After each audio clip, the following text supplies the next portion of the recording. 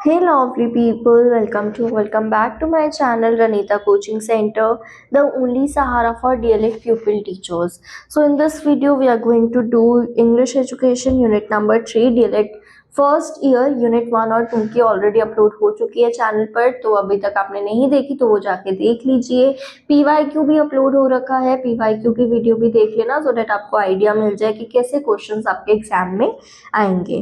और अगर आपने अभी तक चैनल को सब्सक्राइब नहीं करा है तो जल्दी से पहले चैनल को सब्सक्राइब कर लो और बेल आइकन जरूर क्लिक कर लेना, क्योंकि और भी बहुत सारी चीजें आप लोगों के लिए आने वाली है।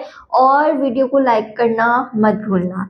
तो चलो शुरू करते हैं। यूनिट 3 आपकी रहेगी लैंग्वेज स्किल्स। इसमें मेनली रीडिंग और राइटिंग के बारे में आप देखोगे। सबसे पहले रीडिंग होता क्या है। रीडिंग बहुत ही इंपॉर्टेंट लैंग्वेज स्किल है जो हेल्प करता है बच्चों को कि वो रिटन लैंग्वेज को समझ पाए और उनको नॉलेज मिल पाए। प्राइमरी लेवल पर रीडिंग इंस्ट्रक्शन जो है वो फोकस करता है बच्चों के अंदर बेसिक रीडिंग एबिलिटी, वोकैबुलरी और कॉम्प्रिहेंशन डेवलप करने के लिए। Teaching the skill of reading to beginner. सबसे पहले रीडिंग प्रोसेस होता है कि बच्चे जो है रिटन सिंबल्स को रिकॉग्नाइज कर पाए, लेटर्स और वर्ड को, और उनके मीनिंग को समझ पाए। बिगिनर्स के लिए रीडिंग जो है ये सिर्फ इतना होता है कि लेटर और साउंड वो आइडेंटिफाई कर पाए, वर्ड्स को रिकॉग्नाइज कर पाए और सिंपल सेंटेंसेस को समझ पाए।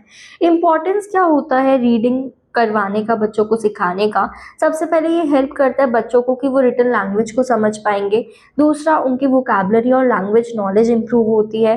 थर्ड, बच्चों की थिंकिंग और कॉम्प्रिहेंशन स्किल्स डेवलप होती है। ये बच्चों के अंदर इंडिपेंडेंट लर्निंग को एनकरेज करता है और बच्चों का इंटरेस्ट बिल्ड होता है बुक्स और स्टोरीज में। Now mechanics of reading. जो मैकेनिक्स होता है रीडिंग का, इसका मतलब होता है स्टेजेस एंड प्रोसेसेस जो रीड को in learning to read effectively. सबसे पहले होता है pre reading activities. Pre reading activities जो है रीडिंग से पहले की एक्टिविटीज होती है, जैसे कि पिक्चर शो करना रिलेटेड टू द लेसन, बच्चों से टॉपिक से रिलेटेड क्वेश्चंस पूछना, न्यू वोकैबुलरी इंट्रोड्यूस करना और स्टोरी को प्रिडिक्ट करने के लिए कहना। इसका पर्पस क्या होता है, ये इंटरेस्ट और क्यूरियोसिटी डेवलप कर देता है बच्चों के अंदर। बच्चों को एक्टिव प्रायर नॉलेज मिल जाती है। ठीक है, प्रायर नॉलेज भी जो पहले की नॉलेज बच्चों के ऑलरेडी पास है वो भी एक बार रिवाइव हो जाती है। एक बार बच्चा जो है रिवाइज कर लेता है उन सब चीज़ों को, और ये हेल्प करता है बच्चों को कि वो टेक्स्ट को ईजिली समझ पाए। नाउ रीडिंग, जब दौरान रीडिंग कर रहा होता है, ड्यूरिंग रीडिंग एक्टिविटीज़ क्या क्या होगा। ये एक्टिविटीज़ ड्यूरिंग रीडिंग प्रोसेस होती है, जैसे कि रीडिंग द टेक्स्ट अलाउड और साइलेंटली, या फिर इंपॉर्टेंट वर्ड्स को आइडेंटिफाई करना, सिंपल कॉम्प्रिहेंशन क्वेश्चंस पूछ लेना, या फिर डिफिकल्ट वर्ड्स को अंडरलाइन करना। इसका पर्पस क्या होता है कि बच्चों की अंडरस्टैंडिंग जो है टेक्स्ट की वो इम्प्रूव हो पाए, बच्चों के अंदर फ्लुएंसी जो है वो डेवलप हो। Now post reading activities. Reading करने के बाद क्या एक्टिविटीज होगी, answering questions about the story, text को समराइज करना है, मेन आइडिया को डिस्कस करना है और पिक्चर्स को ड्रॉ करना है बेस्ड ऑन द स्टोरी। इसका पर्पस क्या है कि कॉम्प्रिहेंशन चेक हो पाए, लर्निंग रीइंफोर्स हो पाए। नाउ सब स्किल्स ऑफ रीडिंग। सब स्किल्स क्या होते हैं जो हेल्प करते हैं बच्चों को कि वो रिटन लैंग्वेज को भी साथ साथ अंडरस्टैंड कर पाए। गेसिंग मीनिंग फ्रॉम कॉन्टेक्स्ट, यानी कि बच्चा जो है वो मीनिंग अंडरस्टैंड करेगा of unfamiliar words by using clues from the surrounding text. For example, if you are thirsty drink some water, तो वर्ड थर्स्टी जो है वो इस कॉन्टेक्स्ट से पता चल जाएगा कि अगर आप थर्स्टी हो तो पानी पियो। तो पानी कब पीते हैं, जब प्यास लगती है। Now word recognition. Word recognition मतलब होता है कि बच्चे जो है आइडेंटिफाई कर पाए वर्ड्स को बहुत जल्दी और करेक्टली वाइल रीडिंग। तो बच्चा जो है वो रिकॉग्नाइज कर पाएगा साइट वर्ड्स को, कॉमन वोकैबुलरी को और सिंपल सेंटेंस पैटर्न को। Next, word usage.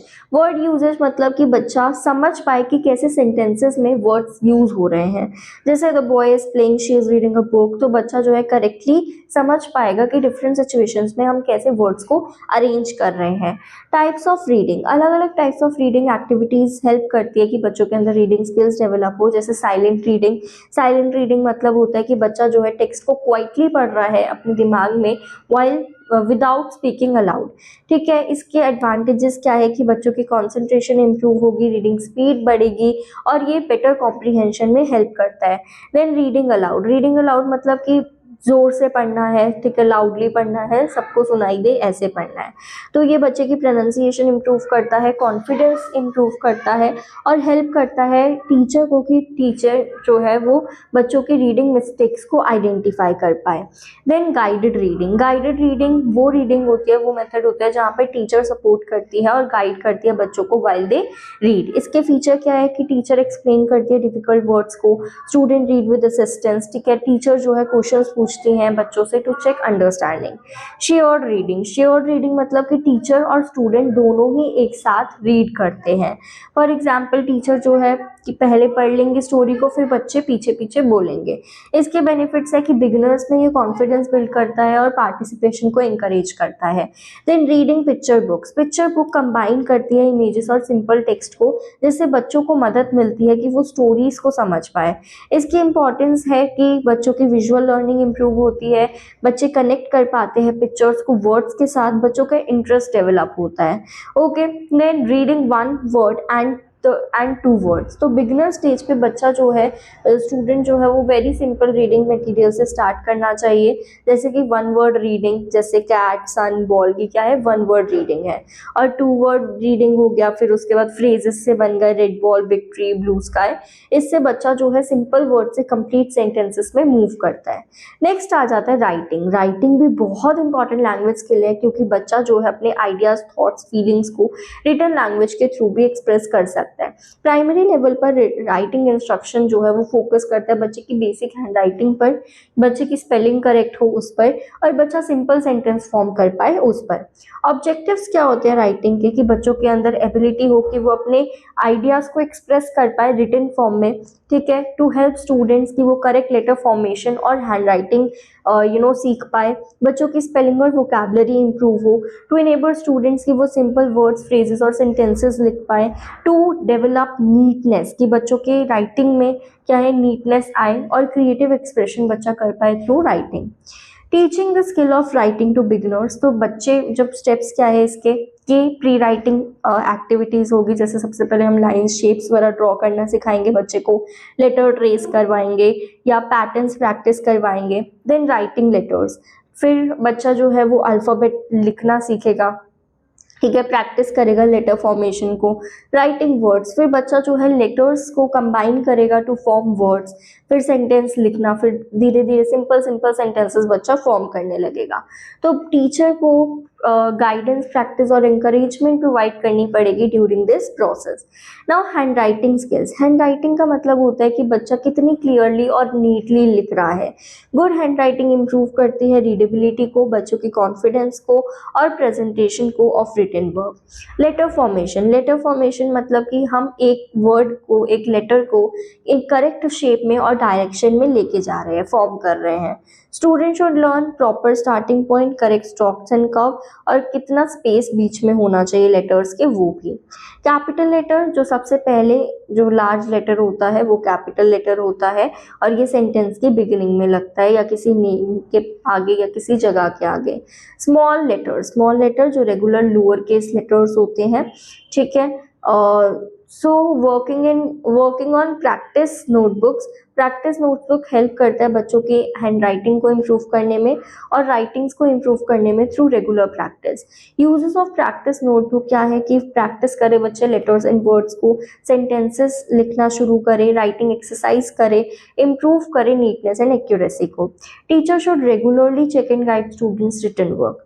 Now types of writing, different types of writing activity जो है हेल्प करता है बच्चों के अंदर राइटिंग एबिलिटी को इम्प्रूव करने के लिए। जैसे कि इंडिविजुअल राइटिंग हेल्प करता है बच्चों को कि वो इंडिविजुअल राइटिंग में बच्चा जो है खुद से लिखता है, किसी से कॉपी नहीं करता है, सिंपल सेंटेंसेस लिखता है, अपने पर्सनल एक्सपीरियंस के बारे में लिख रहा है, आंसर कर रहा है क्वेश्चंस को इन राइटिंग। ये बच्चे के अंदर इंडिपेंडेंट थिंकिंग और एक्सप्रेशंस को डेवलप करता है। Then creative expression supplemented by art work. Creative writing जो है वो अलाउ करता है कि बच्चे अपने आइडियाज को फ्रीली एक्सप्रेस कर पाए। इसमें शॉर्ट स्टोरी बच्चा लिख रहा है, पिक्चर्स डिस्क्राइब कर रहा है या अपने एक्सपीरियंस के बारे में लिख रहा है। Art work such as drawing और इलस्ट्रेशन भी सपोर्ट करता है राइटिंग को और लर्निंग को और ज़्यादा इंजॉयबल बनाता है, ठीक है।